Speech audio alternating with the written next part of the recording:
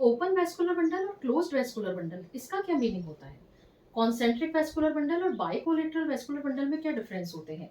Radial vascular bundle कहाँ देखने को मिलते हैं? मोनोकॉट स्टेम क्या होता है? डाइकॉट स्टेम क्या होता है? किस तरह के वैस्कुलर बंडल इन दोनों में ही देखने को मिलते हैं? इन सारे प्रश्नों का जवाब मिलेगा आपको आज के इस वीडियो में। तो आइए शुरू करते हैं आज का ये वीडियो।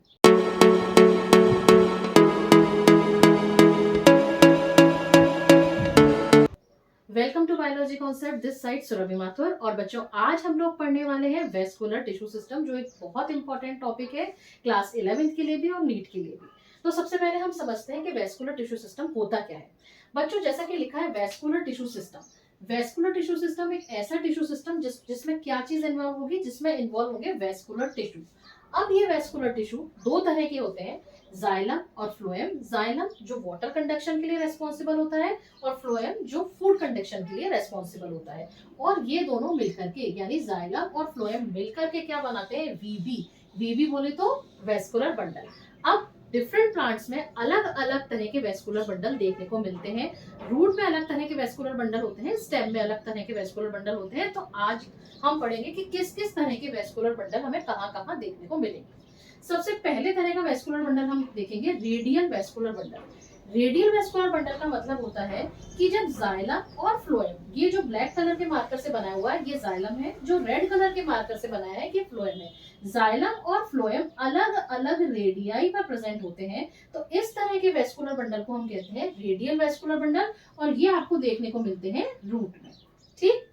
दूसरा होते हैं कॉन्जॉइंट वेस्कुलर बंडल। ये हो गया पहला रेडियल, दूसरा हो गया कॉन्जॉइंट। कॉन्जॉइंट का मतलब नाम से पता लग रहा है जॉइंट, यानी कि यहाँ पे क्या होगा? जाइलम और फ्लोएम जो है वो आपस में जुड़े हुए होंगे और एक ही रेडियाई पर उपस्थित होंगे। यहाँ पे जो ये एक वेस्कुलर बंडल बनाया गया है बेटा, वो एक ही वेस्कुलर बंडल बनाया गया है। लेकिन यहाँ पर तो क्या हो रहा है कि ये दोनों मिलकर के, जाइलम और फ्लोएम मिलकर के एक वेस्कुलर बंडल बना रहे हैं। यहाँ पे ये जाइलम और फ्लोएम मिलकर वेस्कुलर बंडल बना रहे हैं, लेकिन यहाँ पे मैंने केवल एक ही वेस्कुलर बंडल को ड्रॉ किया है।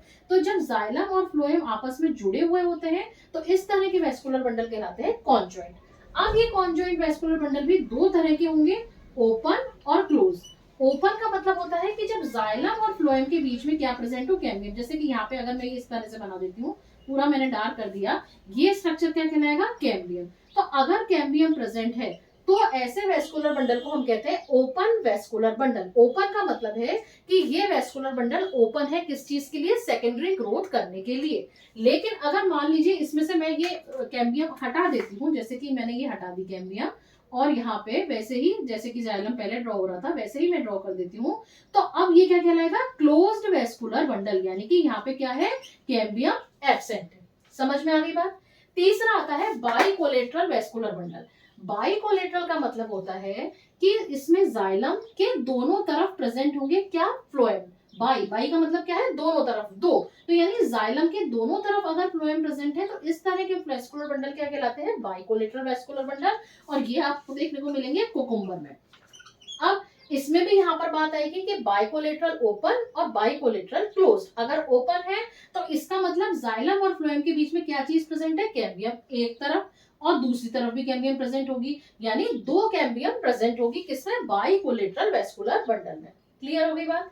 उसके बाद आते हैं चौथे तरह के वेस्कुलर बंडल, जिनको हम कहते हैं कॉन्सेंट्रिक वेस्कुलर बंडल।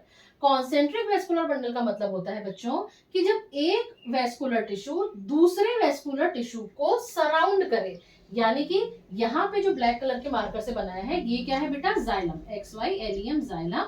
और ये रेड कलर के मार्कर से बनाया है ये क्या है? फ्लोएम। तो जब जाइलम सेंटर में हो और उसको चारों तरफ से कौन सराउंड कर रहा है? फ्लोएम सराउंड कर रहा है, तो इस तरह के वेस्कुलर बंडल को हम कहते हैं एम्फीक्रिबल टाइप का वेस्कुलर बंडल, जो आपको हाइड्रिला, जो कि एक हाइड्रोफाइट है, उसमें देखने को मिलेंगे। दूसरा होता है एम्फी वेसल टाइप के वेस्कुलर बंडल। इसमें क्या होगा? अपोजिट हो जाएगा, सेंटर में होगा फ्लोएम और चारों तरफ क्या होगा? जाइलम। यानी फ्लोएम सेंटर में और उसको कौन सराउंड कर रहा है? जाइलम सराउंड कर रहा है। इस तरह के वेस्कुलर बंडल देखने को मिलेंगे एम्फी वेसल वेस्कुलर बंडल, और ये आपको देखने को मिलेंगे ड्रेसिना और यक्का में।